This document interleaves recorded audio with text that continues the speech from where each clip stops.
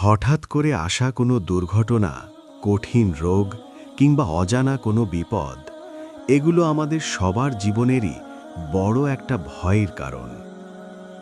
সকালে সুস্থ অবস্থায় বাসা থেকে বের হয়ে রাতে সুস্থভাবে ফিরতে পারবো কিনা তার কোনো নিশ্চয়তা নেই। কিন্তু আপনি কি জানেন, আমাদের প্রিয় নবী সাল্লাল্লাহু আলাইহি ওয়াসাল্লাম এমন একটি জাদুকরী দোয়া শিখিয়ে গেছেন, যা পড়লে দুনিয়ার কোনো শক্তি আপনার কোনো ক্ষতি করতে পারবে না। চলুন জেনে নিই সেই পরীক্ষিত দোয়াটি সম্পর্কে। মানুষের জীবনে বিপদ বলে কয়ে আসে না।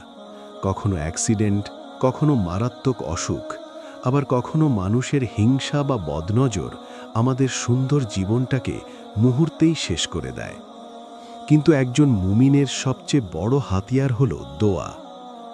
সুনানে আবু দাউদ